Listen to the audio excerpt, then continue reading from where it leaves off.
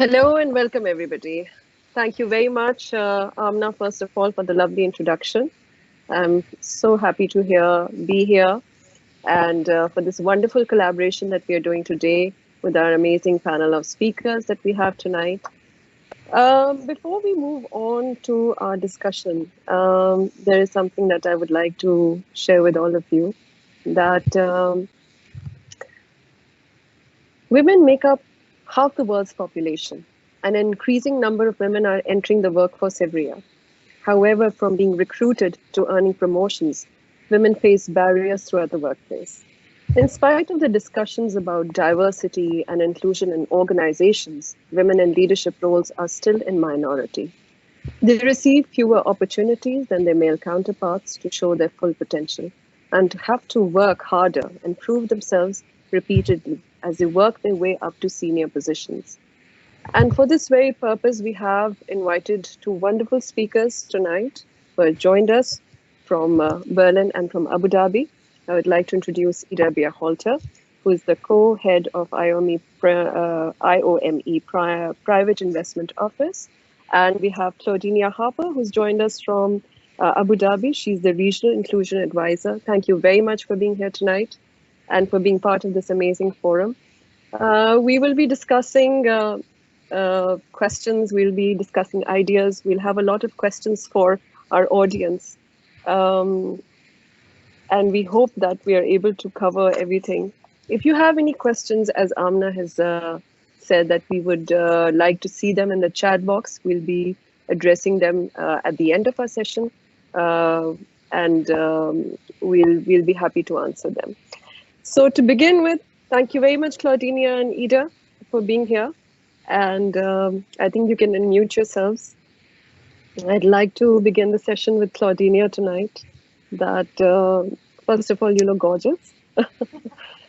And I'm so glad that it was so wonderful that we had a chance to do a session together earlier in Dubai, and I had the chance of meeting you there, and never knew that we are going to end up doing something like this so phenomenal in the future. Now, Claudinia, your background is from diversity and inclusion into HR. You are also a strategic leader in HR, OD, and leadership development. So my first question for you is that, what does diversity and inclusion look like in a workplace? And what are the trends that are currently there in the Middle East market? You do know that we are doing this program with Pakistan, so if you have any insight to share on that as well. So please, could you elaborate on it? Hi everyone. Thank you, Amna, and thank you, Hira, for those lovely introductions. And hi to everyone on the call. I'm so excited to be here and to have this conversation with all of you. Diversity and inclusion and women empowerment specifically are topics that are so close to my heart. So I'm so excited to be able to engage on it.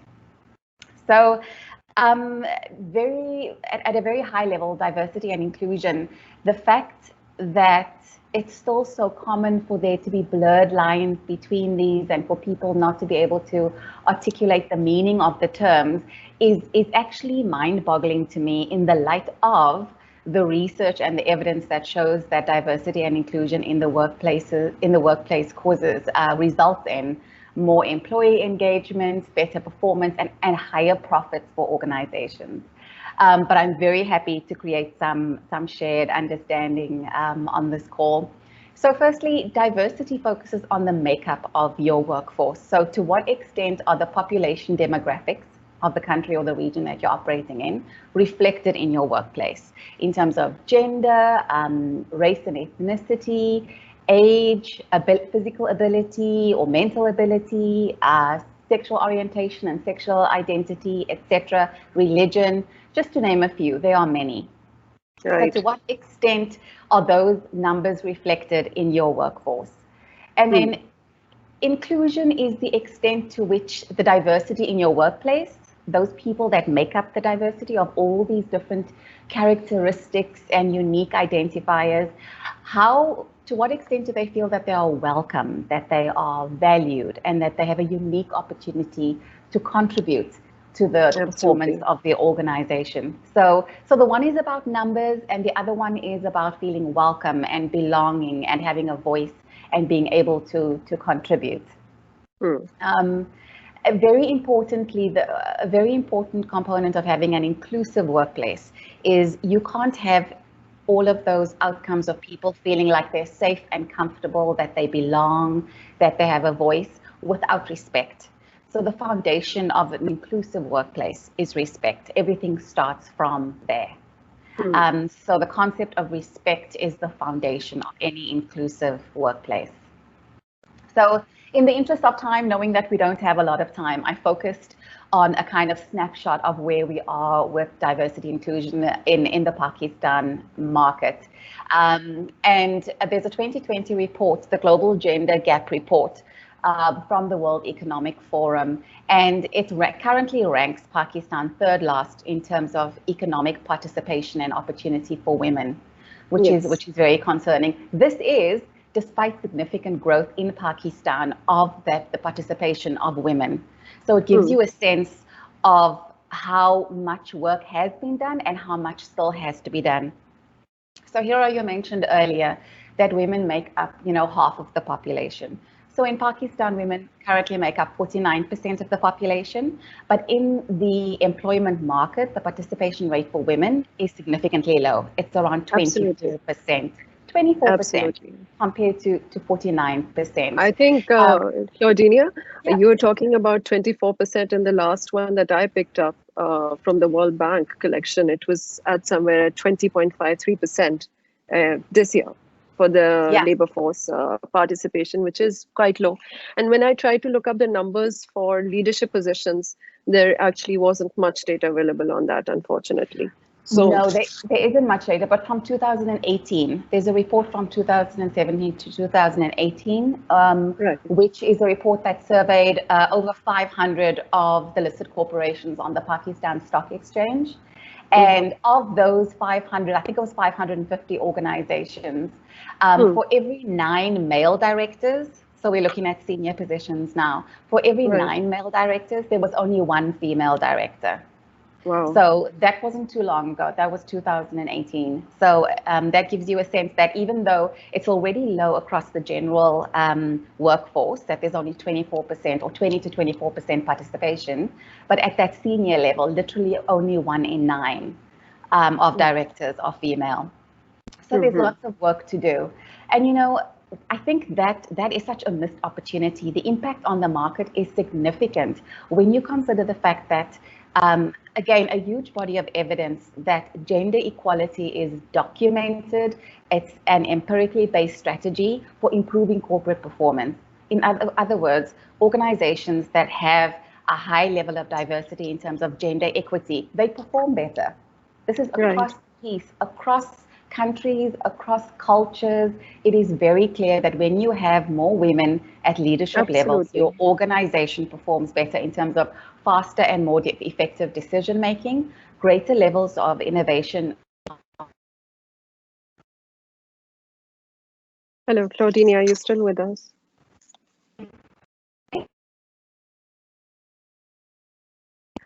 Amna, can you see Claudinia, or is it my end? I can still see you.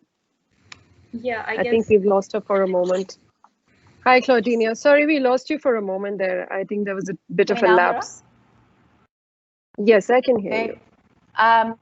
Okay, great. Yeah. So in a nutshell, there's all this evidence that having gender equality, especially at senior levels, results in better performance and higher profits. So the Pakistan market and the employment market in general is missing out on vital performance and growth in these organizations because they either don't see diversity and inclusion as a business priority, or they see it as a marketing gimmick, like we practice diversity and inclusion, but not really in practice when you go into the organization. It's sometimes also viewed as a policy compliance issue. So in other words, it's either legally mandated by the government, or in the organization we've said we have to do this. So we put a policy in place and we say that we do it and we tick the box. Or there's a quota system that we need to meet. So we have a certain amount of women, we have the minimum amount in place, we have them at the lowest possible levels, and we meet the quota. What is required for organizations to maximize the opportunity and the benefit that we can get from having gender equity and diversity is to take a good long look at the evidence, because there are so many studies, there's so many reports, so much research that's been done on this, on actual organizations operating right now, that shows that if you leverage it, it's a powerful tool to actually achieve your strategic goals, to meet your performance targets. Not something you do in addition to business. It's a way. It's a way to actually achieve your performance targets. And I think that's what's missing in the employment market right now. Thank you, Claudinia. I think I loved where you picked up how it's affected all those companies that have managed to have the inclusion of women and of other minorities as well. What a change it brings. And, highlighting these positive aspects is very important for people to understand how important this aspect is, this inclusion aspect is. And while we are talking about these gaps, I would like to ask you, Ida, over here, that how is the best way? I mean, we were talking about success yesterday. What is success, and how do we cover this gap that we have currently, that we can help women cover this gap faster? Sorry, Ida, you'll have to unmute yourself. Sorry for that. So hello, everybody. So I think the first thing is your definition of success, and what are you spend your life with or achieving. And if it is money and power and influence, I think then you miss a certain point. So for myself, I live after what Churchill said. So success for me is a row of failures, and I try not to lose my enthusiasm to continue learning. So the thing is kind of, it's not just, also if you want to be successful to impress other people, like it's the same, if you dress up to impress others, or if you dress up because you feel good, you do it for yourself, there's a high difference. Because if you dress up for others to impress them, you might dress in a way which is not you.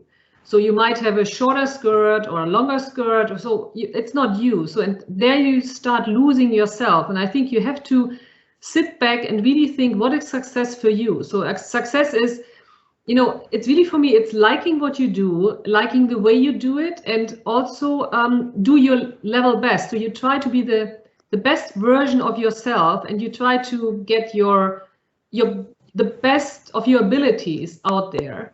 And also success is that you position yourself where you can succeed. So for example, if you are not good in math and you want to be the top leading Nobel Prize winner of mathematics, I can tell you, you will fail. So it's kind of, you have to really sit back and have a good assessment of yourself. And the assessment doesn't mean to limit yourself in growth. So you always have to try to develop yourself. So for example, if you say, so I might have not good examples, but for example, if you say you cannot bake a bread, I think you can make this statement only if you have tried at least 30 times to make a bread. If you can't, if you then after 30 times say, I'm just not wired to bake bread, then I can accept it. But to tell me, I tried it once, it didn't work. So maybe you just had the wrong ingredients, or whatever was wrong, or you had talk to people who can bake bread, try it 30 times, and then you can make a statement that you can't do it. It's for a lot of stuff where especially women try to be perfectionists. So the success is not to be perfect. Success is to put your aim and achieve your aim. So it might be that for somebody, running in a certain pace, a certain distance, they said, oh, you're really slow. But if you put your goal and you said, I achieved my goal, and this is what I wanted to achieve, and I'm so proud of myself, so then it is success. So success is a matter of perspective, I think. And if you have the wrong perspective and you start at the wrong point with the wrong expectations towards yourself, and if you want to succeed to be more accepted, socially accepted by others, and to go up a certain rank, I think then you put yourself wrong. So I would take really a step back with that. Ida, I really enjoyed this aspect. I wanted to go to Claudinia for the next question, but I'm going to stay with you for a moment, because you said row of failures. And it just clicked to me, because that's one thing that we so associate or disassociate actually with success, and we feel that is an area I can just not go into because I would categorize myself as an unsuccessful person.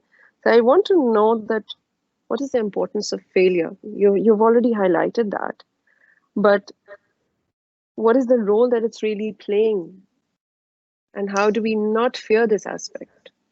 I think what I teach my girls is that there is not success and failure, but failure is an integral part of success. You know, it's at one point we stop accepting that you failed several times before you're good at something. You know, we accept it with a child which starts walking. You know, Yeah. Nobody said, oh my God, you know, she has or he has fallen, so he will never manage. Everybody expects that it takes a certain time until they manage the process. You know, and this is I think the attitude is you have to accept a certain time until you manage a process, but you also have not to be frustrated if you hit your ceiling. You know, don't beat yourself up. You know, if you want to be something, or if you want to achieve something, and you give your level best and you dedicate yourself and make the right choice to dedicate yourself to the right thing. So not to, you know, this is one of my examples I have with my girls. You know, I say, you know, if you are 1.60 meters and you're slightly overweight, you know, you could try to be a good model, but you know, the way to do this, so until you come to a level where you can even dream about being a candidate for a model, is hard. If you make the conscious decision to do that, that's fine. If you have the discipline to do that and the work ethics, that's fine. But the thing is, you might waste your time because you might be a super mathematician. So, and then the next question is, why do you want to be a model? Because your self-confidence is low and you want other people to tell you that you're beautiful? Or are you really, is there really something in for you? So you have to be, the success, if it is to boost up your acceptance in a certain environment, that cannot be the motivation, that is the result. So if you're really good in something and people start admiring you for something, you have done something, that's okay, but you cannot live on that. So, you know, compliments are fine, but compliments are not something you should you should not live on it. And also the question is, who is giving you the compliments? There are some people in my life, if they would tell me, you know what, this was a fantastic talk, I would be really proud. And there are some people, I wouldn't care so much about the compliment, because I know, you know, they're not so genuine.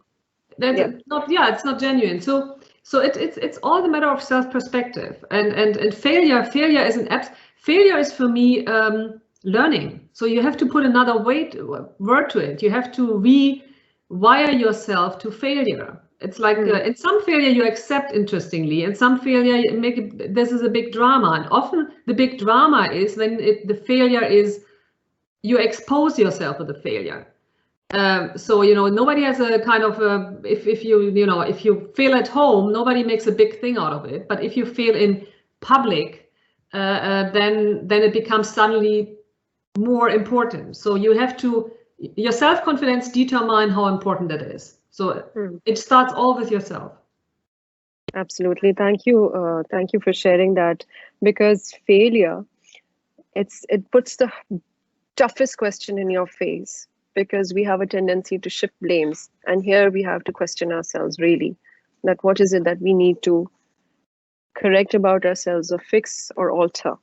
And here, Claudine, I have a question for you, that when we are talking about habits, when we are talking about, you know, things that we need to alter, are there any particular traits or habits that you associate with successful women? Yes. So in thinking about this, there are so many different frameworks for effective leadership out there, and for women in leadership. But what I found over the years is that if you really distill the principles, what works for women is really a leadership framework that applies to everyone. That said, there are certain considerations for us as women in terms of how we apply principles or measures of success in leadership that we really need to bear in mind. So a framework that really resonates with me was articulated by Mary Ann Bruce. She's an experienced corporate director, former Fortune 100 president and CEO. She's one of the women leaders that I follow on Twitter to inspire and motivate myself. And she distilled these 8 factors that when translated into behaviors make women leaders successful. Again, this applies to all leaders, so it has value to our participants on this call that are men as well, but there are considerations in their application that is unique to female leaders. And I apologize, I actually had a slide for these 8 points and it got corrupted, but I'm happy to provide that to Hera after the session so she can share it with you and with Anna. So first of all, in terms of how we show up in the world, authenticity is one of the most powerful behaviors and habits that make us successful as leaders. Now, this again applies to men and women, but as women, we have unique value to add, and we often underestimate this. So we hold back certain aspects of ourselves because we think, oh, that's a very feminine trait, and that doesn't have a place in the workplace, and that's not corporate enough. But women in leadership positions are every bit as effective as men. There's actual research, again, I'm very evidence-based, and there's actual research that shows this. So we need to step into that authenticity and be real because people pick up on that, and that makes leaders effective. People pick up on fakeness in a heartbeat. The other one is courage. We need to embrace change. We need to dare to be different and take a few risks. Now, again, as women, we tend to, and I'm generalizing, be a little risk averse. And we take less risk, generally speaking, than men tend to do. But there's lost opportunity there. Outside of our comfort zone, there's growth. So I want to encourage everyone on this call to push past what's uncomfortable and see the potential, because in that courage is where success as a female leader often sits. Claudinia, sorry, I just want to go back. When you said feminine traits, can you give me 1 or 2 examples so that people can understand better when we talk about these feminine traits, so that if they want to alter it, they want to see what those are actually? Yeah. Absolutely. So again, this is not comprehensive and a full list, but there are certain things that women, that come more naturally to women. And in all of these things, I'm generalizing. I understand that people display these characteristics to various degrees, but in general, the research will show that women, in terms of characteristics in leadership, there are certain things that we do by virtue of how we're socialized and by virtue of the behaviors that we do habitually. And some of these things are in terms of emotional maturity, we're very focused on other people and their needs. Women tend to be conscious of their own limitations, and that brings an element of humility. With the emotional maturity and the care for others, we often put people ahead of ourselves. And we know that in terms of successful leadership, servant leadership is one of the most successful approaches to leadership. So we lead by going alongside people, not sitting on top of them. And that's been proven to be more successful. The ability to demonstrate empathy, to communicate by making connections with people as opposed to talking to people and down to people, is a very uniquely feminine trait, or a feminine strength, really. Right. Women tend to focus on elevating others as well, and women tend to motivate through transformation rather than command and control styles. Again, this is probably not innate, but a way that we are socialized. So we need to lean into these things. And by the way, again, this is backed up by research. I'm not just spouting this. So we need to lean into those things. They need to show up in our authenticity instead of hiding it and saying, well, when I'm in the boardroom or when I'm in the management meeting, then I'm a certain way and I hold back those aspects of myself. These are aspects of women that have been proven to lead to successful outcomes as leaders. So we should be leaning into that authenticity. Right. Thank you very much for pointing these traits out so we can better understand, look ourselves deeply into ourselves and, understand what our traits are so we can alter and grow accordingly. You mentioned comfort zone, and I want to ask Claudinia about this, that comfort zone is associated with growth. And I would like to know what is the importance of leaving one's comfort zone for this growth and development to happen. Is this for me? Sorry. This is for Ida. Okay. Oh, for me. Okay. So I think first, again, you have to take a step back and find out what your comfort zone is. And I think the important thing is not just your comfort zone, but the comfort zone of other people. So it is, it could be that your comfort zone is actually not your own comfort zone, but the comfort zone set upon you by culture, family, whoever. So you need to find out what is your real comfort zone and what is kind of going into your comfort zone. And some especially, when it comes to emotional relationships with family, a lot of, and I do this myself. So obviously I respect the comfort zone of my parents, and I kind of squeeze my comfort zone a little bit because I know they would be upset if I would do certain things, which has gone down over the age. But there's an emotional comfort zone, and I'm quite aware I'm quite aware for which people I limit my own comfort zone because I don't want to step somebody's toes, but I do this thing consciously. And the thing is, if you have this comfort zone in the middle, and for example, my social, cultural, maybe your economic comfort zone, you might be, your comfort zone economically might be something where you are struggling because you're not comfortable with what you earn. So your economic comfort zone can actually really impact your emotional comfort zone. Of course, you're busy in finding out how you financially are sustainable. So, but the comfort zone is actually not the thing you should look at. It is actually the zone around the comfort zone, which is kind of the growth zone. So you have to grow your comfort zone, and sometimes you have to make a conscious decision that you grow your comfort zone on the cost of other people's comfort zone. So one example, you are determined to become a doctor. You parents rather think you should marry and raise the next generation. So you can do two things. You can fight for your comfort zone, meaning you step on your parents' toes. And the question is not only that you do it, the question is also how you do it. It's like, you could go back and say to your parents, you know what, you shut up, I don't listen to you. I might have my own money, I don't care what you think.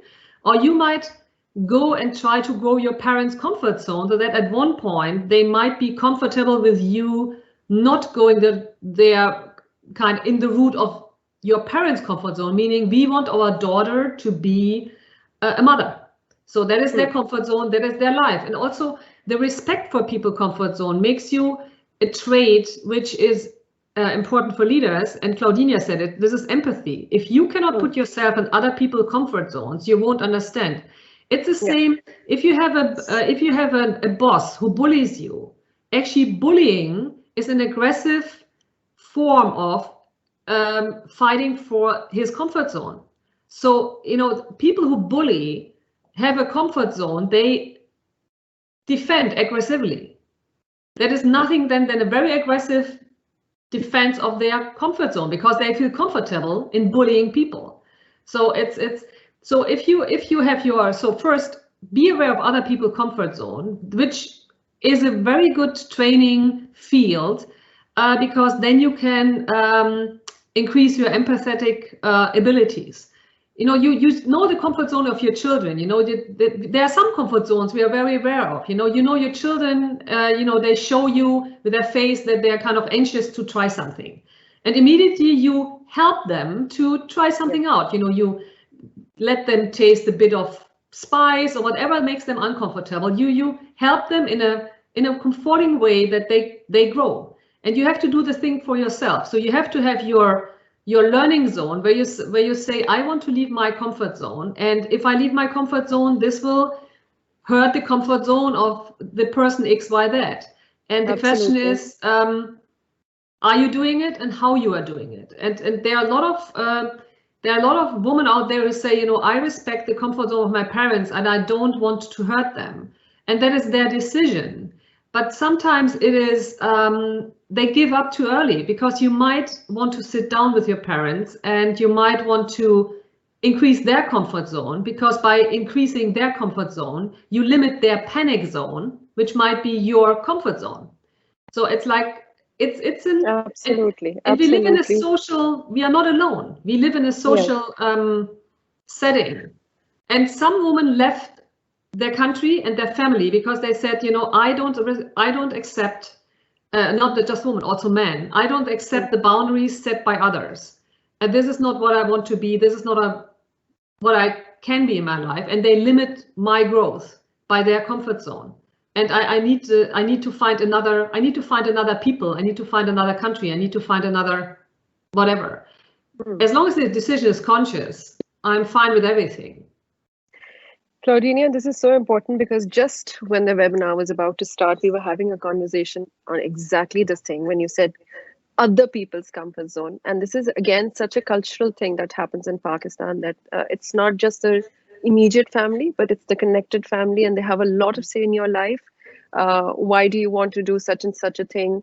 You will eventually get married. You'll be making, flatbread and raising kids.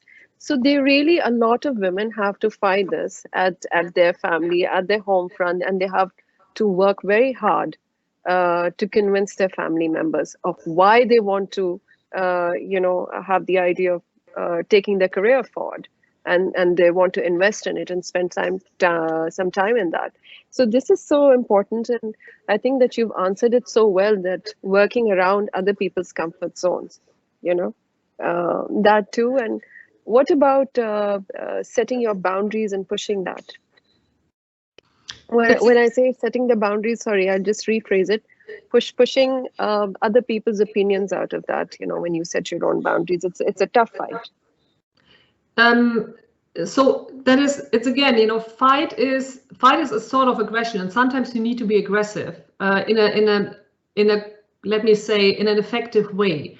So if you know who you are and what you want to do, so you have a goal, and then you know what it takes you to get this goal. So gets back to this example of you want to study medicine. So obviously, if you want to study medicine, you need a certain financial independence. You need good grades. You need and then you need to find out. And this is the other thing with your comfort zone. Then you need to find out how depending are you on other people's approval. There's a certain self-confidence where this other people's approval is not important for you because they can't give it because they are not able to give it to you. So it's for example, if my father would be very conservative and he's just not, and this is the empathy thing, because it makes it easier for you to give this up, because if your father is very conservative and in his life a working woman is the biggest disaster, and then he knows that if he gets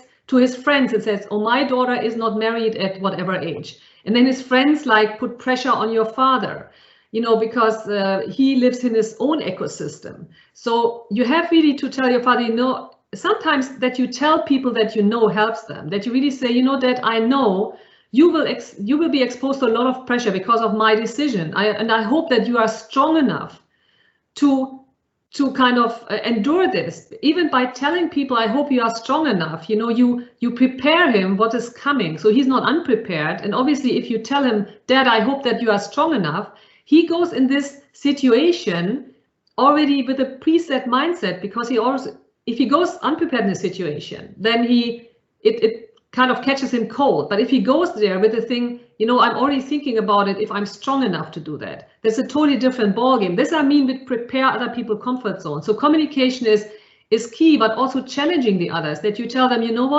that you are uncomfortable with me becoming a doctor is actually your problem, because you live in another ecosystem. You live in a very closed mind cage, and all your friends and family around you are in the same mind cage. So are you the guy who can protect me from their others' mind cage, or can you just let me be and just bear what they do with you? So there's communication, but it comes back to empathy. It's a lot of emotions which you have to rationalize. Absolutely. There's a lot of emotions that we have to rationalize. There's a lot of pushing and fighting our way through that we are doing. And I salute women when we do that, when we go through all these processes. And Similarly, these are the challenges that begin from home. And then there's another set of challenges that's waiting for you at the workplace. When you start doing something successful, when you start doing something good and you're on the road to becoming a leadership model. Claudinia, here I'd like to ask you that what do you think are, what do you usually hear from women? What are the challenges that they face in while going on to this on this roadmap of leadership? And how do you think that we can handle those? Thanks, Hira. So many challenges, and these vary, according to individuals. It varies according to people's unique circumstances, the organizations they work in, even the cultures that they come from, or they operate in. But some things tend to be consistent, and some of the challenges that I've experienced myself as a woman in leadership, as well as where I've supported other women, either as colleagues or as a coaching partnership. They include, very importantly, we spoke about that cultural and societal pressure to manage both the bulk of the family responsibilities as well as a career, and just how hard that is to do. There's the dearth of opportunities that are there. So again, I've just been reading up this weekend. It's weekend for us. I'm not sure whether it is there as well. It's weekend for us here in Abu Dhabi. And I was reading last weekend and this weekend just how much research there is out there now that show that women demonstrate effective leadership, that the women in leadership right now in senior positions are effective. Sorry, Claudinia, I think we've lost you for a moment there again. Oh, such a wonderful conversation going on. But this is the reality, ladies and gentlemen. The boon and the bane of using technology. Can you hear me now? Yeah. Okay, thanks. Just let me know and I'll keep going. So the availability of positions to women is a challenge out there right now. When positions become available, women are not the first people that are being thought of. We are frequently subjected to various stereotypes and prejudices. And again, this is very cultural, but in general, there are certain assumptions that are made about what women are good at, what women should do, how women should behave, and what value they can add. A big challenge we face is not having very few professional female role models out there.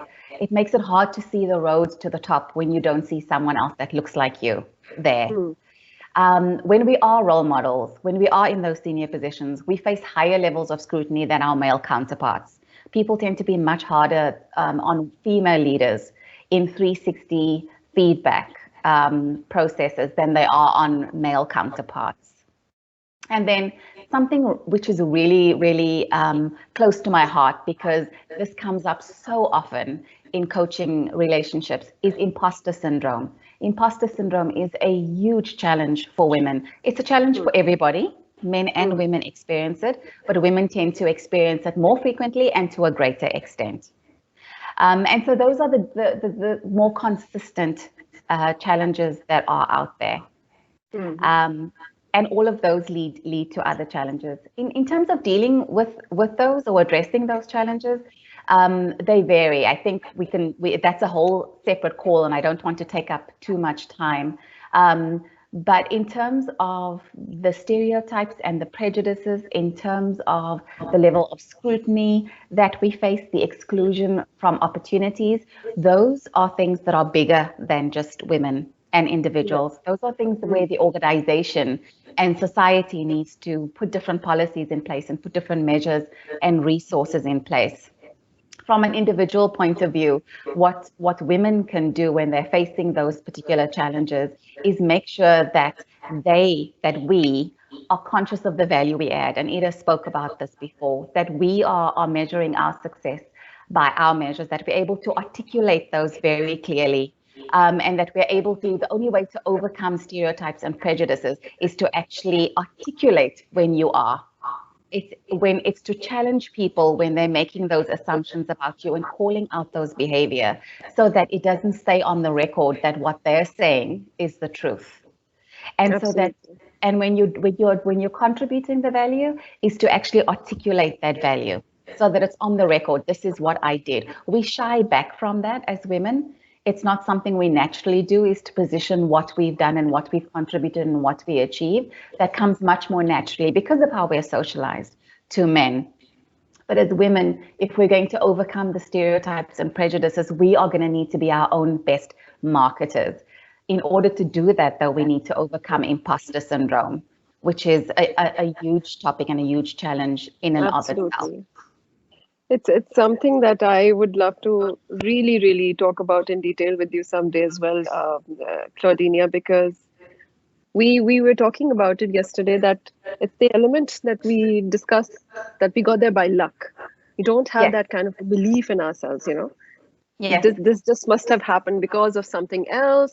I must have gotten lucky, blah blah blah. We're still very unsure of ourselves, and that is projected forward. And I think that people do pick up on those things, right?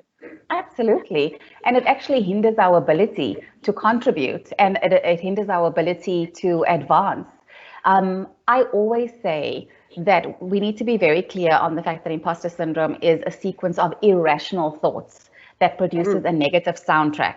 No one else hears it. We're the only ones that hear it. So the soundtrack is in our head. So we believe we're not competent and we're not enough and we've only been lucky and our success so far is a fluke or an accident or as a result of people liking me or me being good at manipulating people. And so we believe that at any time someone's going to realize I've been faking it and I'm going to be fired or demoted or humiliated. But the reason I say it's irrational, because we usually believe these things despite the very clear evidence that we are competent, that we have earned our accomplishments, and we negate our hard work and our talent. And the reality is that the path to your success, it's highly unlikely that that was an accident. It's highly unlikely that people are consistently successful because of other people's mistakes in judging them or assessing their performance. And no one is going to invest in a relationship in you that supports your advancement unless there's a cause for them to do so, which means you must have contributed, you must have performed. So in terms of imposter syndrome, it's hard work to overcome it, and it comes in waves. But I always say, and this is to all leaders, not just to women, have a portfolio of work.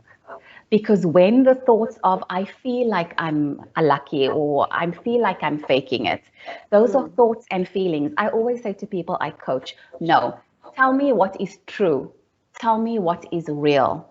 And because it's so hard, you achieved this, you led that project, this was the outcome of the project, this was the feedback you got from not just one person, but from people over the space of 5 years. They gave you the same feedback that this is a strength. So I ask people to focus on what's real and what's true. And the best way to remind yourself of what's real and what's true is to keep a portfolio of work. And this can be an online Word document, it can be an Excel spreadsheet, it can be a folder with hard copies. But every bit of feedback that you get, every indication of your success that you get, you put into that file. You copy and paste into that Word document. You put into that folder so that you're constantly accumulating a record of what is true and what is real about your own performance. Because so often that negative soundtrack creates that irrational framework of imposter syndrome. And the only way to combat it is with the truth. So build your folder. Absolutely. That's such an important thing. And thank you for that wonderful tip.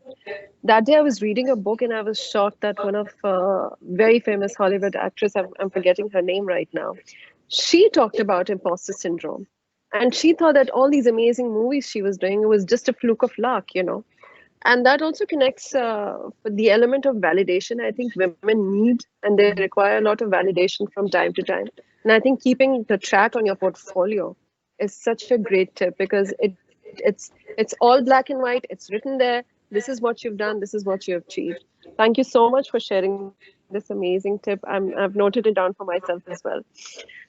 From here, I'll jump back to Ida, and I want to know that because we are talking about women transitioning into leadership, the challenges that we are facing, coming out of the imposter syndrome, and then obviously heading towards a positive path. What happens when you do transition into a leader and you come up to a post? There are times when women may not like this question necessarily, but this truly happens. There are two extremes that they end up in. Either they're too empathetic or they become too fierce and too difficult for their peers and for their juniors as well. And what happens in this time is that we look up to women leaders for the reason that we want them to create that space for other women to be part of it. But sometimes that doesn't really entirely happen. So how do you control this phase where you don't become a boss, where you're not too harsh on your team members? You're empathetic, yet you maintain your leadership stance. I think first is there is not the leader and there is not the team. The thing is you have, a leader has to have certain traits. So it's like he needs to be creative, it needs to be motivational, must be servant, must be empathetic. Then you have must have ability to build teams, to read people, needs to have a feeling for risk and failure. So these are traits, and the best leader have these traits, all the traits, to 100%, and they tone the percentage down as the team needed. So you might have a team which needs a strong leadership and not a lot of creativity. For example, if I would lead a SEAL 6 team, there is no room for creativity. I tell them to jump now, and I don't have a discussion that somebody asks me, do you mean now? If I tell him jump now, I mean now.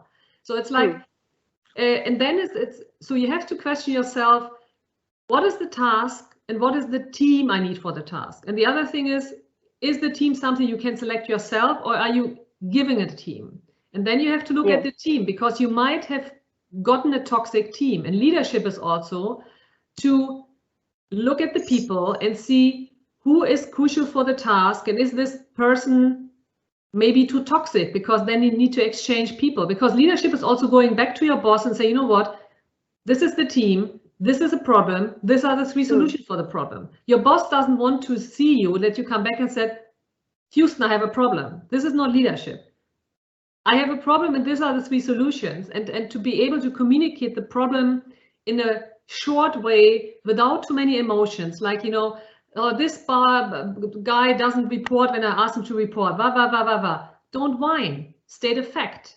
This is because you must put yourself in the shoes of your boss, because your boss puts you in this position because he believes you can do that. So don't go back to your boss and prove him wrong. This is not what he wants to hear.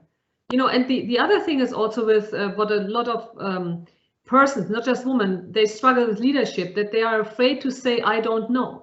It's not about knowing the answer. It's about how fast and good you are in finding the answer. This is what makes you special, not knowing everything. Nobody knows everything. And not being afraid to say, I don't know, and I need to find out. But you have to look at the same when people come to you with a task. I would never take on a team which I haven't had the chance to sit down and talk with them. And so the task is easy. You can access the task, like, you have a team, you have this background, you can do the task. But then what is with the team? The people who have to carry on the task. And then also communication within the team, that they know that you are not afraid of consequences. I think nobody in my teams ever was in any doubt that I have no qualms to take somebody out of the game. And then they also knew that I'm right behind them all the time. But if somebody started playing games, they really knew that I was not afraid in calling them out and be more aggressive in playing games that they are. So that is, so I think not to being afraid to it's actually like raising children. If you raise your children, say, if you do this, this is the consequence. So if you kind of always threaten the consequence and never there is a consequence, obviously your kids do whatever they want. They don't take you serious. So you also have to have a very good feeling for consequences, because the second you say this is a consequence, you You have to be able to execute. And there's also no harm in going to your boss and tell him, you know what, I know I can do the task. I think I'm not good for the team, because maybe the team might be too creative and you are not creative enough, or the team might be too, so there might be something which you don't have. And this is what I mean. You have all these leadership traits, but you have to know to what percentage you have the traits. And then you have to know, if you grow as a leader, what traits you can grow. You know, you could, for example, your self-confidence is a leadership trait. So not being arrogantly self-confident, but being realistically self-confident. There's a difference between that. Humility is good, but too humble is super bad, because you know, the realistic approach in that, it's the same like you know, you have some body language traits. You know, for example, you come from a culture where you don't look people in the eye. That doesn't work for leadership, because you can only read people if you look them in the eye. So in the eyes is the story. If you can't do this, that's a problem. So you either fix it or you are not really a strong leader. And leadership is not about big teams and big successes, whatever. Leadership is getting the task done with the resources, meaning people you have. And coming back to baking the cake, you know, it's the same, you know, to make a good cake, then you lead yourself to make a good cake. There are not many people you need to instruct how to do with the flour. So it's not about the thing being a leader. You know, actually, sometimes when I coach some people, I really tell them, you know what, you're not a good leader, but you're a very good team member. And there's a nice thing from Leonard Bernstein when it comes to orchestras. He was one asked, what makes up the superb orchestra? And they said the superb orchestra is not made up by the first violin. It's always the second violin, because the second violin makes the harmony in the orchestra. Screw the first violin if your second violin is the important thing. So some persons who fight to be a leader and seen as a leader, whatever, they are very good in the second line. And for example, I myself, when it comes to a lot of this important stuff, I enjoy being in the second line and pulling the strings. And then if somebody gets the medal, I sit in the last row and I enjoy it. I don't need to be on stage to get the medal. That's not what I want. It's not what I am. It's not what I care about. I care about really pulling the strings and really know what's going on. I don't need to be on front stage. It's like so you need to decide for yourself. Maybe you're not a good leader. And a good leader is whatever a good leader is, but maybe you are a super team member. You know, look at all the CEOs. They won't survive without their secretaries. It's like, you know, a good secretary organizes their life, so they will be efficient. So you might be a good secretary, and this is fine. So, you know, be careful with the expectations and the praise, and you cannot all be queens. You know, but it doesn't mean that we are not important. Right. And cannot make a contribution. So it's like the contribution is the thing. And the enjoyment you take out of that, you know, the enthusiasm for the work that you say, you know, I really enjoy doing this task. And sometimes, you know, when you're in a job, when I was with Medtronic, you know, my boss always stole my praise. You know, I did the work, he did the presentation. And they was always complimented about his fantastic graphics. And he never said once, oh, I have no clue how to do that. Ida done. It's like, you know, I could then run around and say, you know what, by the way, I want to tell everybody, actually, I did the graphics. No, I don't sleep so long.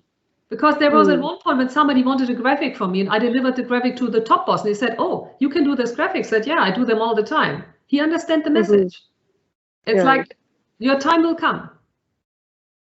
Wow, I think you addresses something really important, because I think a lot of people feel that way, that they do, and you know, the credit goes here, and they're very uncomfortable with it. And I think you've addressed it beautifully.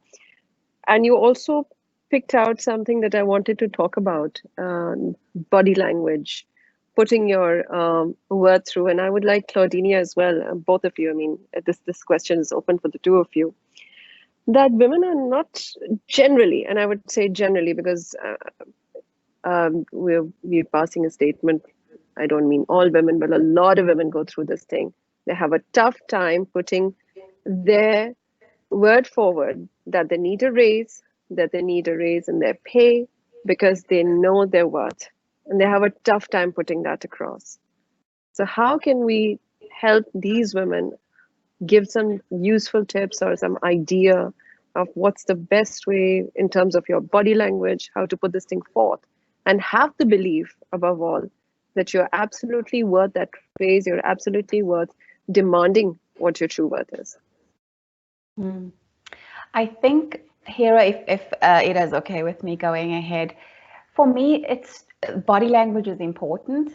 I think it starts before even the conversation of asking for the promotion and the raise. The first thing for me, the first step for anybody should be research. If it's a promotion I'm going for, have I looked at the job spec or the job description or the profile for that role to ensure that I meet the requirements for that role? And if I do, can I articulate that to say, these are the job requirements, the job specific one, and then the behavioral competencies, and this is how I meet them, how I've demonstrated them in my current role already. If it's a raise, have you done the research? What is this job worth in this organization? What is the range? If that information is not available, because it's not always available or accessible to everyone in the organization, what is this job worth in the market? Because if you're going to say, I want a raise, you can't just say, oh, I want an increase. You need to be able to say, well, this is what this job's worth, and therefore this is what the value that I add in this job. So that research, and included in that research should be benchmarking. If you're aware what other people in the market or the organization is paid, then you should present that information where you have it and where it's appropriate. And I think then you need to prepare for the organization, for the conversation. And this is where that portfolio of work is invaluable. Because if you have been keeping track of the feedback that you've gotten from clients or customers or colleagues or leaders, or comments from people, or actual reports with data that provides evidence of your contributions, that's not difficult to say, this is why I need this presentation, this is how I meet the job requirements, or this is why I deserve this raise, this is how I exceed the current expectations of this role. And then when you have that, when you've done the research and you've done the preparation, you've got a portfolio of work to present, your body language is a lot easier to step into a posture of confidence than if you didn't have that backing you. So once you have that information, then it's a matter of, before you go into that discussion, to define, how do I want to show up in this conversation? How do I want this person to read my behavior? Do I want them to read me as, oh, please, can I have this promotion? Or do they want me to say, I deserve this promotion, I deserve this increase? So when you have that backup of the information, it'll automatically change your body language. And I think what's important about body language is to be really intentional about it, with the understanding that you're doing it because body language is proven to communicate more than 70% of the message compared to your verbals. So your body language is your biggest tool in communication, much more than any words you can say. How you present yourself is going to speak a lot more. So be intentional about how you embody your message when you show up. And I advise clients, I offer myself as a sounding board, or I tell them to ask someone who's trusted to them and who can give them feedback. Practice. If you're not comfortable embodying an assertive and a confident body language, and non-verbals, a confident way of speaking, practice with someone. Let them give you feedback. Let them give you tips before you go into those conversations. It adds to your confidence, which once again adds to how you show up. And then once you've practiced and you have your portfolio of work and you've done your research and you're prepared, your chances of success are much, much higher than if you had gone in unprepared. Great. Thank you so much for these wonderful tips. I hope that all those people who are listening to us have heard this. This is such an amazing topic. It's such a vast topic that it's endless. We could go on and on. I have so many things that I still would have loved to discuss, but I've just had a glance at the clock and we are coming. We sort of almost ended our session. But before we sign off for today, we have a few questions from our audience and shared with me over here. I'll just quickly go through them. One question is that I think the most significant barrier for women leaders is the way our society has wired us in gendered roles. It is difficult for men to accept women as their boss or someone in a high position of authority. At the same time, sometimes women don't feel efficacious enough to lead men. They need a male validation for the decisions they are taking. Another question is, what do you think is the best way to develop such attitude, which Ida is referring to? Is it the good schooling, social construct, parents, or what? Should I go on with the questions, or would you like to quickly just in bullet points answer them? I feel that some of them have already been addressed. Yeah, you lead it, so we can. Shall I address this? If you could just quickly just give us a few pointers. The previous one where she said that the acceptance of having women in leadership positions by men. This is something that we were discussing yesterday as well. Yeah.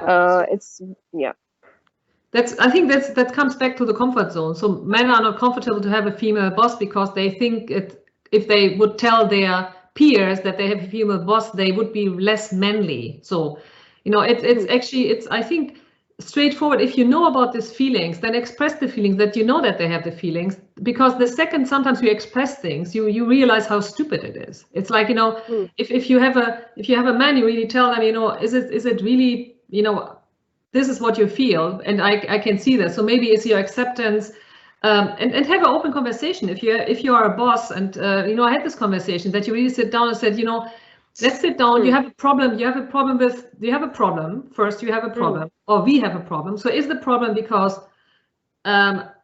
you can't accept me as a woman, because you don't accept me as a woman, because you think it's against your perceptive comfort zone as a man? So and really address it. So and the more you can address it, and the more rational you can address it without kind of bringing in emotions, the more you kind of can tone it down. And sometimes it's good when it comes to acceptance problems that you tell people, you know what, I know that you are misbehaving, and there's a certain time, there's a certain range. I accept that because maybe you are not mature enough. It's also it's a way to talk to people, and sometimes also tell you what you are expressing here is a lack of maturity, and I see this lack of maturity. Can I help you? So it's like and leadership is always also growth for everybody, and growth is painful. It's like it is not conflict free. So it is accept the pain as part of the game, like failure. The next question is also pertaining to organizations. That do they think that businesses consider women employees as high turnover risk, as they feel that women may leave due to marriage, pregnancy, spouse, family relocation, etc. That happens to a lot of women in Pakistan who enter the workforce and leave because there's a lot of pressure from home. And again, I think a lot of it has got to do with us setting our barriers. What else would you like to add to that? It's true. Have you ever run a company? If you have a company, you have to pay the paychecks. Women are per se a higher risk because they get pregnant, yes, and they have children. But the other thing is, I find that women who become mothers are super organizers. They can handle such a workload. So see the positive thing of becoming a parent. It's not just mother, also men who become a parent grow as a person. And so you get more mature workforce. And yes, there might be a slight, because when they are pregnant and the baby comes, they might not be able to work. But this is a kind of also as an employer, also you have to look at it from a fresh point of view. So it's not just the numbers that they might miss 6 weeks of work, but you get more committed workers. You get more resilient workers, and you get workers who are more mature by the process of becoming parent. And everybody who became a parent, I know nobody who doesn't say, with big parenthood, I matured, I changed, I became better, a better person.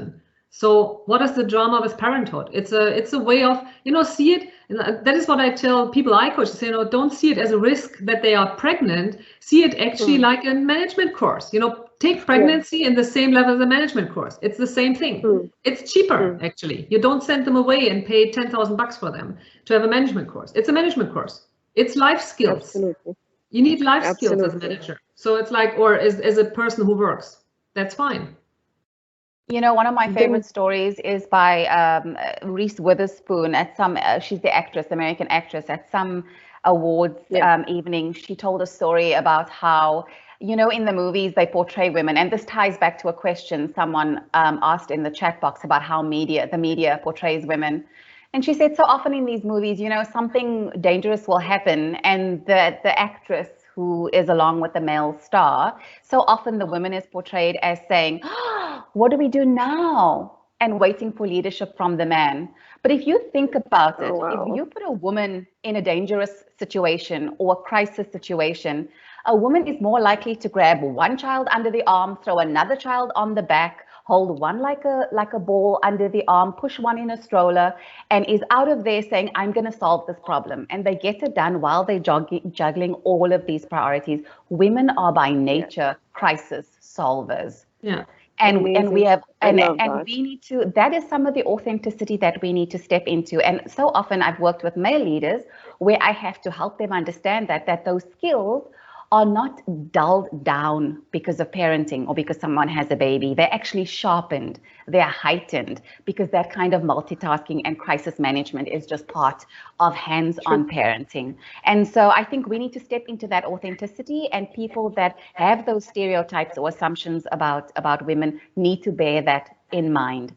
And organizations that have invested in flexible working practices, which say, okay, so someone's going to be on maternity leave. I need someone to caretake for a few months while that person is off, which is what would you do if that person left the organization anyway? You'd have to find someone else. So you find someone to place hold for a while. When they come back, you allow for some flexible working so that they can transition in a healthy and in a way that protects the well-being of themselves and their child back into the workplace.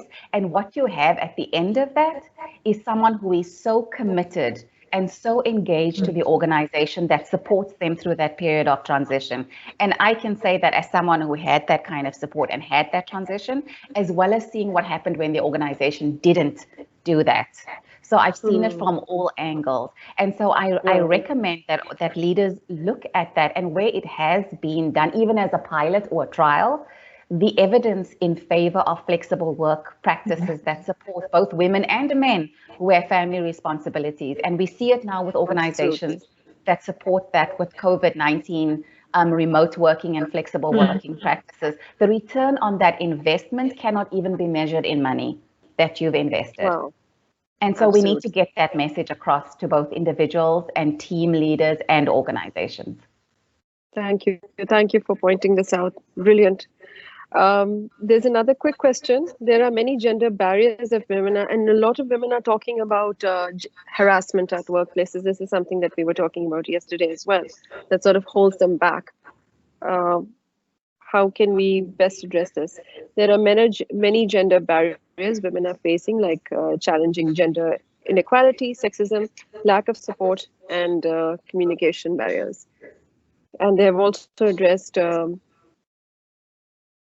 have lost that question somewhere. They were talking about harassment at workplaces, that this also sort of slows them down while working up the ladder to leadership.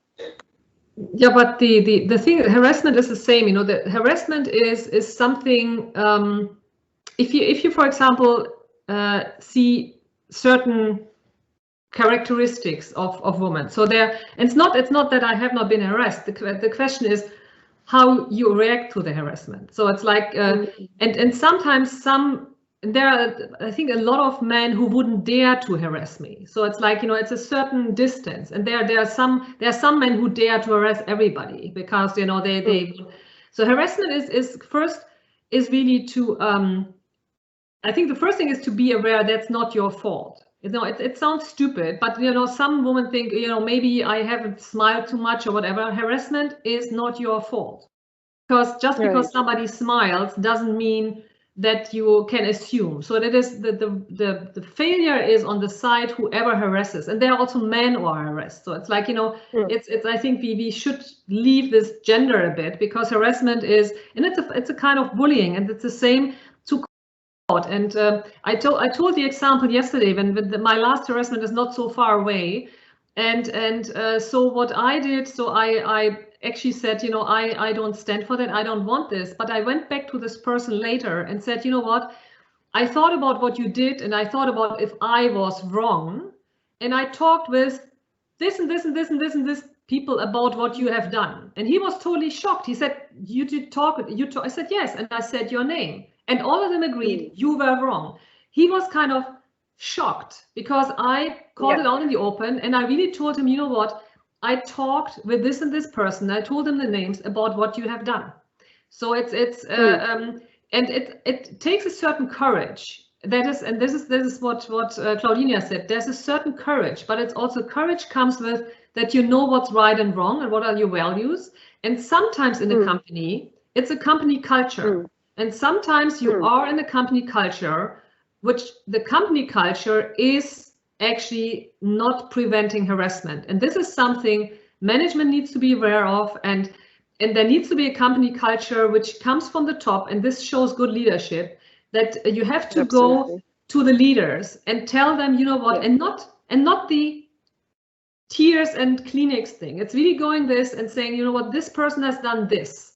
And this is, I interpret it as harassment, and I'm the woman. And if I tell you that I'm harassed by that, and it is not just, you know, touching or words, you know, it's something, and then you have to go to leadership and say, you tell me if you stand for that, because I need to know your values, because I need to know the culture, and you set the culture in this company. So call them out in a bigger scale. And it's the same. And harassment is not just, you know, it happens in everywhere. It happens also in families. It's the same. A lot of families have harassment and worse in the families where everybody knows and nobody talks about it. The second you start talk about it, you have to put it in their face. They cannot put it under the carpet any longer. They can't. They can't say, nobody told me, so it has not happened, though everybody knows.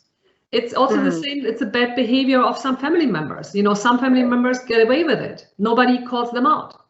It's a way of leadership and starting doing it. The way is how you do it. That is the trick. I think Maruk was asking a similar question, that harassment comes with power dynamics and comes from your seniors. And I think it's applicable to all. Isn't that, Ida? The approach, how you do it. It's applicable to everybody. I think it's time that we stop fearing anybody, be it senior or junior. There's another question. I just want to, before I ask you that question, I know that we've gone a little above time. Are you comfortable with that, both of you, Ida and Claudinia? Yes. Yeah. Thank you very much. Thank you very much. And I'm assuming that Amna and British Council is all right with it too.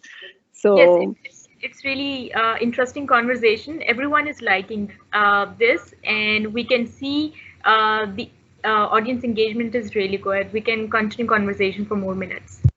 Thank you. Thank you for that.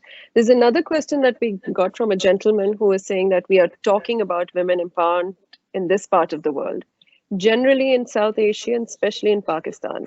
Is it possible, or how essential is it for women to have their economic empowerment to ensure that they remain relevant, needed, their presence or their voice be heard and respected in home, society, and the corporate world? It's a bit of a big question, but it's interesting. I think it's a good question, and it is a big question. And I think for me, you know, if we ask, is it necessary, or how necessary is it, or how critical it is, the minute that we ask that question, we should be saying, what do we lose if we don't have it? Because if we look at what do we have if we don't have women held in respect at different levels of society and in different areas of society, what do we have to lose if we don't have women in leadership roles? What do we have to lose if we don't have inclusive financial inclusion? and financial empowerment of women, we've seen that there's an impact on the individual. We've seen that there's an impact on teams and on organizations. We've seen that there's an impact on the economy of a country. Never mind the social effects in a society when you keep people oppressed, when you keep people excluded, when there are certain people considered less than, or certain people adding less value. In every area of our existence, we have things to lose if we don't have every person of every characteristic, of every different description represented, enabled, equipped with a voice and contributing to their full potential. And so for me, the big question is, what do we have to lose if we don't have those things? A great deal. Yeah. And it's also the one part he said is a financial independence. So, that is, I run a family office with only women wealth owners, and money is power, and the control of money is power. So, and the other thing is women are much better in controlling money. And as an example, because women are less prone to, let me say, financially brag.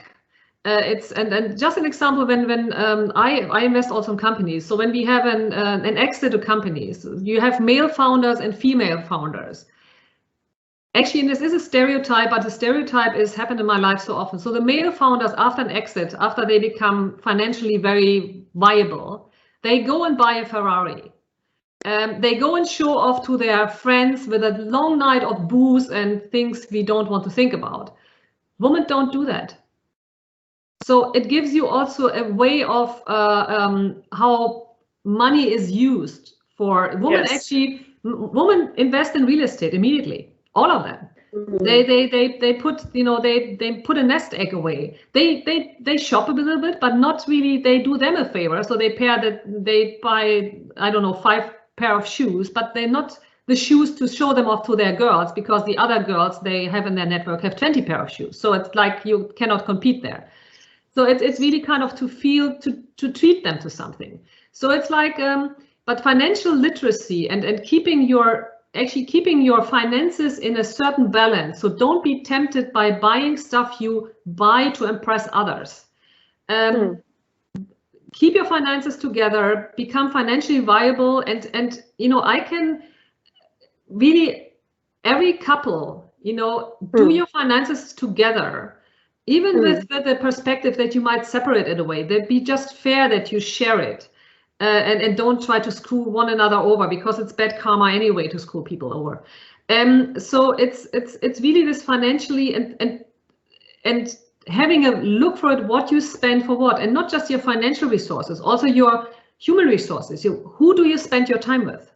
Who do you give your love and your attention and your appreciation? It's not just the financial resources. Be careful with your resources. And if you become a person of influence, of financial influence or whatever influence, give it back to people who deserve.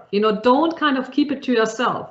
It's kind of what always makes me, for example, very sad when it comes to certain cultures are these mega weddings where they spend a zillion to invite people they don't even know, to show off that they are viable.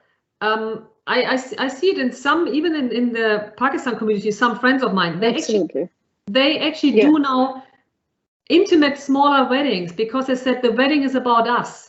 We don't want to meet 500 people we don't know. The wedding is about us.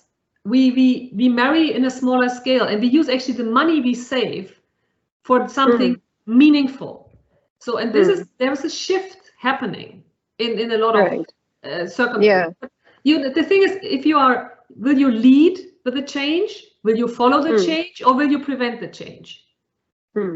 These are the 3 positions you can be in. And if you say, I'm too limited by my parents, by my culture to lead, but maybe you at least can follow. But the least thing you can do is to not prevent it. Wonderful. Thank you. Maruk asks a question that what if you're being pushed in your job to be a leader, if that is the vision your organization has for you?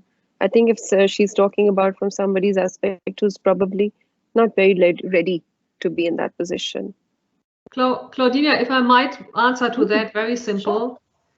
In all the positions I have been, and all the promotions I have got, none of them was because I applied. All of them were because people came to me and said, you are the best person for that. And I said the first time it happened to me, I said to my then boss, I'm not sure I can do it. He said, don't do my job. I must be sure that you can do it, not you. And this is actually, and if you are there in a position which is, it's seen as a challenge, you know, it's a big step out of your comfort zone. You go in your learning zone, and a lot of things out there, or most of the things out there, are not rocket science. Right. There's definitely not rocket science. But I don't know what the position is, but it is. I would tell Mara, please embrace it, because you don't know how many women are there. They want that place, and the best thing that can happen, you fail, which is fine. And I think one of the best ways to prevent that, ideally, if you can, or to at least not prevent failure, because that is part of learning, but to set yourself up for success. If you feel like, oh, this is a little bit soon, but I need to take this opportunity because another one might not come along, or because my leaders are really pushing me and I feel an obligation, the best thing to do to look after yourself in that situation is ask for a job description. Go to the job description, identify the gaps. Where are the gaps in terms of what your level of competence around certain areas? Make sure that they're real gaps and not imposter syndrome. So go to a mentor or a sponsor or a trusted advisor and say, so this is the job description. This is where I think I am. Can you confirm where I think I am? So you're building a map. You're building okay, I'm here now. I need to be there. You plot that map and you say, what's the best way for me to address this competence gap? Do I need some training? Do I need to read some? Do I need to take a course? Do I need to shadow someone after hours or as part of this role? Do I need to ask the organization, if they insist on me taking this role, can they pay for this training that I need? Whatever the way is to fill the gap, you follow that roadmap to development till you can say, I have developed the competencies I need to deliver to this role, and I don't need to have this level of insecurity around it. And then once you're in there, remember, build your portfolio of work. So you're reminding yourself of how you're competent. And you might also ask your management why they put you in this position. Ask them about the why, because it's legitimate. When they want you to do a job, ask them, why do you think I'm the best person? So am I the only option you have? So am I the worst option because I'm the only option? Am I the best option you have? Because it's good to have a conversation with your boss about where you are. It's family businesses have this problem all the time because they promote the sons and the daughters. It's like they don't promote the best person, they promote the most related persons. And this makes it very difficult because your pool of people is very limited because it's just your blood relatives. And so you can't go for the best, you have to take the best of the options you have. Claudina and Ida, I wanted to ask a question in the middle of our session and I didn't get a chance to do that. And I'm going to ask you now because you just spoke about all these questions that we can ask the organization, a lot of why questions. And again, this brings me to the point that a lot of women re-enter the workforce. They go, they have their families or they have their, their other responsibilities to take care of. After a while, they return to the market and the market doesn't entirely accept them. So what's the best way for them to re-enter the market? How do they answer that, the absence? How do they address that issue? I think, again, for me, the starting point is always do your research. So if you're about to enter or re-enter the job market, understand in the job market what the expectation is. So if a job might not be the same, jobs, we're always evolving. There's new technologies, there's new processes, there's new innovations. So what a job was 5 years ago when you left the job market might not be the same as what it is now. So the first thing to do is do research.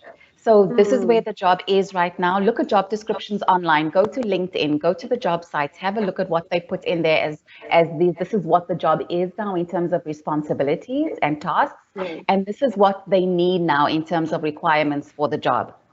And then you're going to do, okay, so I now need training on this software. or in terms of leadership, this is now the kind of leadership style or communication style they need, or this is the particular area of expertise that's a gap for me. So then you go and you build that competence so that you know as best as you can do that job. Then you need to also, when you are preparing for those questions of, so you've been out of the job market for X amount of time. You have not been laying on your bed for the past 3 years or 2 years or 5 years. You need to go and look in that time that you've not been in the formal area, the formal employment market. What have you done that demonstrates the competencies in that job profile or that job spec? Whether it is budgeting around the home, whether it is leadership positions, because in your social organization or there's a volunteer organization where you contributed, you were in a leadership position or you supported, whatever it might be, go and use real life tasks that we're involved in all the time, where we're problem solving, where we're applying judgment, where we're managing finances, where we're managing processes, where we're convening people and helping them to collaborate. That can happen right in the home. Make sure you can link that, and that you can articulate how that talks to the requirements of the job, so that you're prepared for it. And then also understand what's your unique selling point. What is it that you bring to this job that isn't necessarily on the job description? And often that comes from life experience, because you have a unique perspective and a unique point of view. And then tailor your CV. Tailor your CV. You're not, if you're about to enter the job market, do not send the same CV out to everyone. Tailor your CV to the specific requirements of the job description. Tailor your cover letter as well, so that you're showing how they have a problem. That's why they're recruiting. How are you the best person to solve that problem? And make sure that your CV and your cover letter articulates this. And again, be very, very conscious and aware of imposter syndrome. A stat that's very important, and a stat that hasn't changed in the past 5 years, is the fact that men, on average, tend to apply for jobs when they meet only 60% of criteria. Women, on the other hand, will only apply for a job once we are sure we meet 100% of that job requirements. Now, you need to be conscious, and this is where there's some of that risk-taking that Ida was talking about, and the courage that I referenced earlier, where you're going to need to step out of that comfort zone and say, I'm not sure I can do that one part of the job, but I can do all these other jobs. Apply for the job. Apply for the job, because virtually no candidate for position has 100% of the qualifications anyway. So if men are getting the jobs because they apply when they meet 60% of the criteria, you can apply for the job if you don't meet full criteria either. So again, look over your portfolio of work, or your portfolio, your ability to demonstrate, this is how I meet the requirements of the job. Tailor your CV to that job and walk in with confidence that your time has not been wasted. In this time when you are not in formal employment, you are building competence.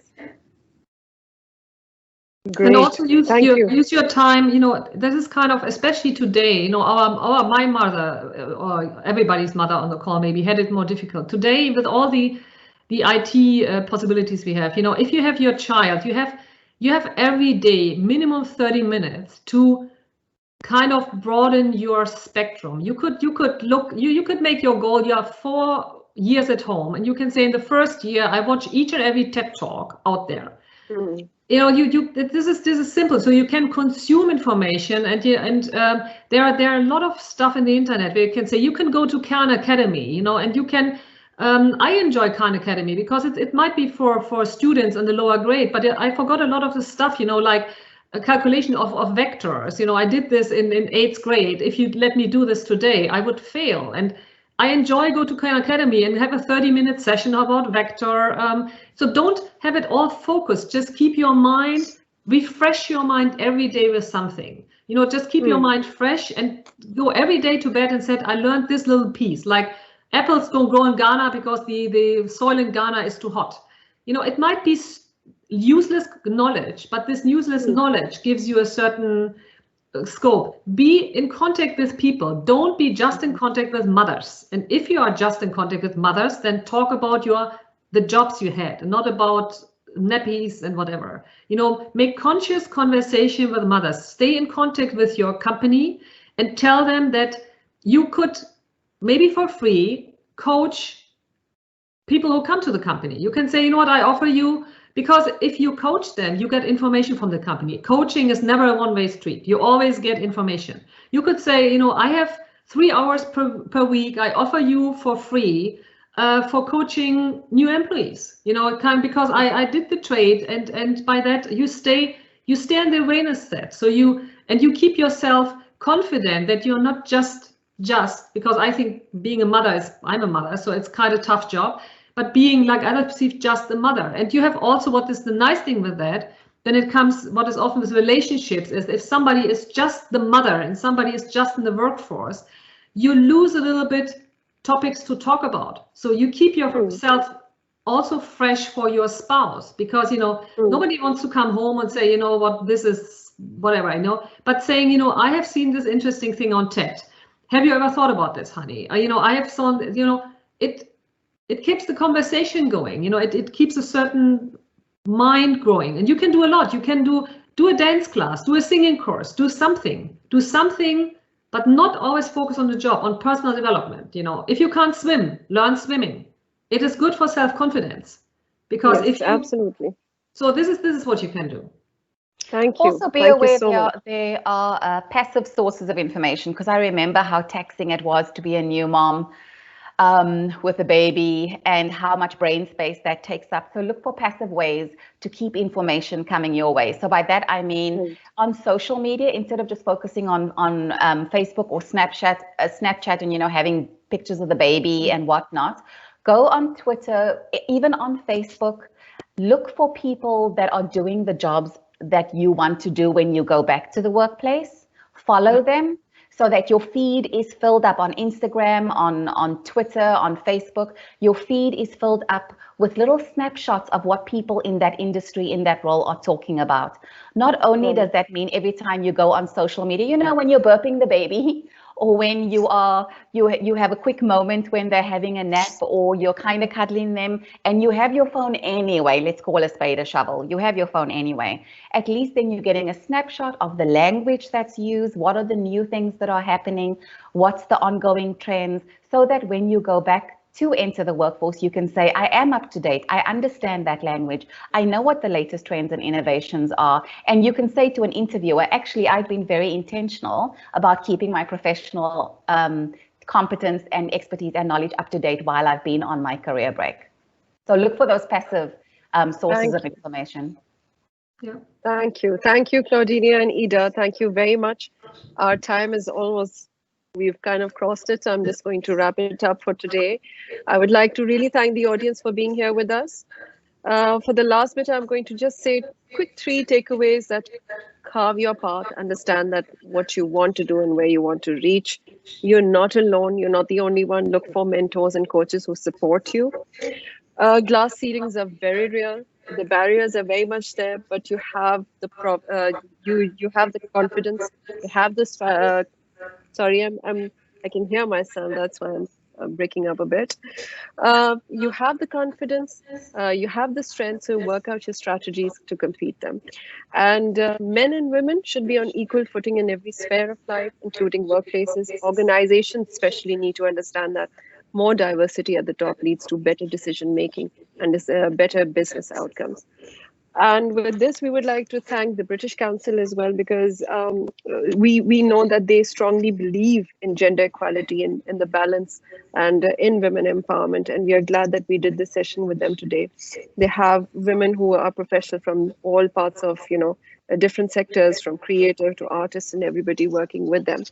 And we're very glad and very, very thankful above all to our 2 panelists for today, Ida Berhalter and Claudinia Harper. Thank you for a wonderful session for tonight. It's been amazing. I've learned so much, and I'm sure that all of the participants have done the same thing. I've learned so much too. Thank you so much for organizing Amna and Hira. And my only regret is I didn't get to hear more or get to be able to, have a two-way conversation with the audience, because you should know, because I know that you have so much wisdom and strength that sits inside you. So thank you so much for the opportunity. I've learned so much from everyone. Thank you. Yeah, thank you very much. My side. Thank you very much. It was a pleasure. Thank you everyone for joining us today. Thank you so much, Hira, for collaborating with British Council and introducing a great panel of the speaker. They have shared really great insights, and it's a kind of like a motivational conversation for all the women who have participated in today's conversation. You can see the chat box. They are interacting a lot. They're sharing their challenges and how they have overcome. And it's really amazing that even I have picked a lot of things that I can implement in my career. And thank you so much for having this amazing conversation, Ada and Claudinia. I'm really glad that I got a chance to interact with you both, and especially Hira for collaborating with British Council. I'm so happy that I got a chance to network with you all. And thank you so much. I'm so glad. Thank you. Thank you, everybody. Thanks, Have everyone. a great evening, and to everybody who's having a weekend, enjoy yourselves. Thank you. Bye-bye. Bye. Bye-bye. Bye. Thank you.